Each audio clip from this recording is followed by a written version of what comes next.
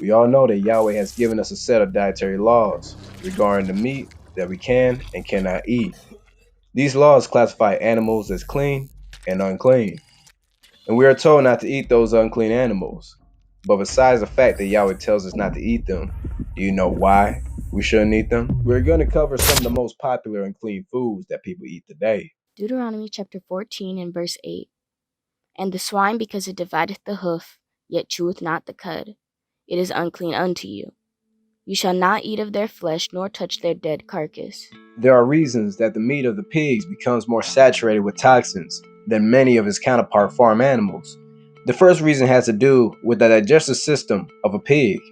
Pigs are the filthiest animals on earth, and they have the most parasites and diseases compared to other animals humans consume. A pig farm with 5,000 animals produces as much fecal waste as a city with 50,000 people. A pig digests whatever is eaten rather quickly, in up to about 4 hours. On the other hand, a cow takes a good 24 hours to digest what is eaten.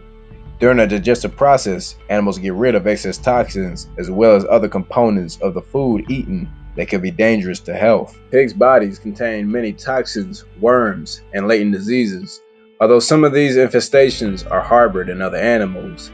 Modern veterinarians say that pigs are far more predisposed to these illnesses than other animals. This could be because pigs like to scavenge and will eat any kind of food. A pig's digestive system operates rather basically. Many of these toxins remain in their system to be stored in their more than adequate fatty tissue. Pigs also do not have any sweat glands. Sweat glands are a tool the body uses to get rid of toxins. This leaves more toxins in the pig's body. The pork and swine industry has been continually plagued and continues to be so to this day by a wide variety of hazardous infections and diseases. Even pigs that are carefully raised in pig farms are still affected.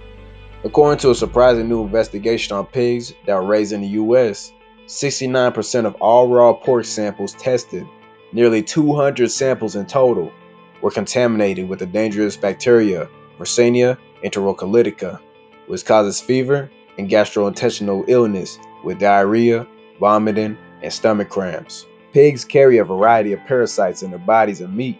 Some of these parasites are difficult to kill even when cooking. This is the reason that there are so many warnings out there about eating undercooked pork. Pork poses certain health risks from bacteria and resistant bacteria that cause infection and viruses. Shocking new research shows that millions of people are living with parasites inside them from eating pork. Here are some of the deadliest parasites found in humans that consume pork. The pork tapeworm is number 1 in the top 10 list of foodborne parasites in the world, affecting 50 million people worldwide, killing 50,000 people every year worldwide. Though these figures are both likely to be underestimated, according to researchers. Tapeworm infections are common in Asia, Africa, the Philippines, South America, parts of Southern Europe, and pockets of North America. Pork tapeworm can affect your heart, brain, lungs, and diaphragm. Symptoms of roundworm infestation include cramps, diarrhea, fever, muscle pain or weakness, and abdominal discomfort. In 60% of the diagnosed cases of the pork tapeworm, the victim has cysts inside the brain. With the cysts in the brain, you get seizures, comas, hallucinations, or possibly even death. The pork tapeworm forms cysts inside the tissue of the pig. When a human eats pork, they get infected.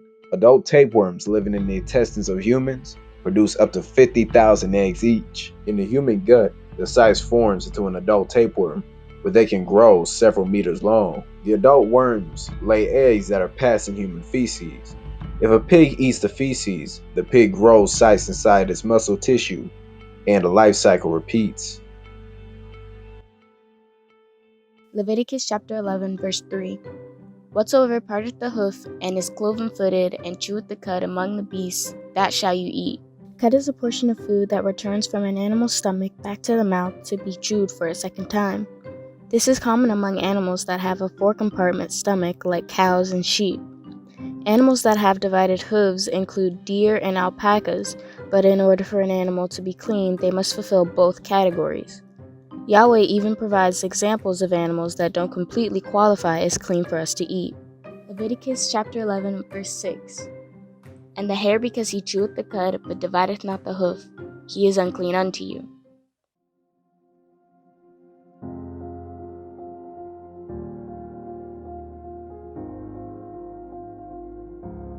Leviticus chapter 11, verses 10 through 12. And all that have not fins and scales in the seas, and in the rivers, of all that move in the waters, and of any living thing which is in the waters, they shall be an abomination unto you. They shall be even an abomination unto you. You shall not eat of their flesh, but you shall have their carcasses an abomination. Whatsoever hath no fins nor scales in the waters, that shall be an abomination unto you. Scavengers, which consist of shellfish, crabs, and lobster. Shellfish, such as crab and lobster, do not have fins or scales and are therefore prohibited for human consumption under biblical dietary laws. We know that everything Elohim created has a purpose, so what is the purpose of shellfish? Well, lobsters are nocturnal bottom walkers and scavengers that search for dead animals and debris on the ocean floor. They are basically like the vultures of the ocean. Lobsters have been seen burying dead fish and digging them up a little at a time just to eat. Crabs will eat just about anything, including their own kind, and are known as professional garbage hunters. The Encyclopedia of Aquatic Life tells us that crabs, common shrimp, and lobsters all feed off of dead and decaying matter. Therein lies their occupation. They were created to be the cleanup crew for the bottom of lakes, rivers, and oceans. They were not intended to be eaten by human beings.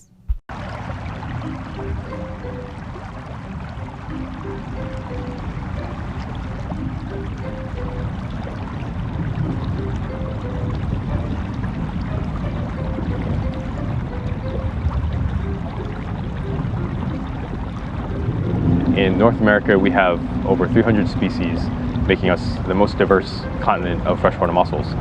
In addition to that, they're considered ecosystem engineers. And similar to other filter-feeding bivalves, they can alter their environments for the better and positively affect their ecosystems and everything else that lives within the ecosystem. So filter feeding is an interesting process by which mussels draw down water and pass the water over their specialized gills. As these particles are trapped on these sieve-like gills, the water is continually passed, the particles are retained by the mussel, and then it'll go into all their other digestive parts where they ultimately can digest and get nourishment from these particles. And the water that's ejected from the mussel is then cleaner. So they're filtering water and they're clearing the water, making light penetration possible. And so things like submerged aquatic vegetation can grow. They're excreting all their feces to the bottom, allowing for fertilization for other organisms to eat. They're providing three-dimensional structure for other fish and invertebrates to hide and kind of live within. They're also important in terms of clean water. Areas that have no mussels tend to be, darker, more turbid. The water clarity isn't as great as those areas with mussels. It's remarkable when you are snorkeling and you go through an area that does not have mussels, your visibility may be 2 or 3 inches in front of your face. And when you happen to go over a bed of mussels, the difference is so stark that you can now see almost a foot, 2 feet in front of your face just because of that mussel bed filtering the water and filtering out those particles, just by them existing in that ecosystem, the water clarity has increased, the water quality has increased, there's more diversity, and the ecosystem as a whole is healthier with these mussels in play. And so they're the glue that holds all these different pieces together. Without mussels, the areas simply aren't as diverse with other organisms, and quite frankly, it'd be less of an interesting place. Overall, by this process of mussels simply filtering water to meet their energetic demands in order to eat and survive, we're left with cleaner water. In Leviticus 11, it discusses in detail about the clean and unclean food. Despite the fallacy that these foods are safe and healthy to eat, Yahweh already established in biblical times that certain foods were not meant for human consumption. When consumed, unclean animals can easily destroy your body and will eventually worsen your health. Keeping the dietary laws are a part of keeping the commandments. Since the dietary laws are a key part of keeping everything that Yahweh has set for us to do anyways, why go against his order? Keeping one thing is equal to keeping nothing in Yahweh's eyes. So to avoid that, keep all his commandments, laws, and statutes forever. Shalom.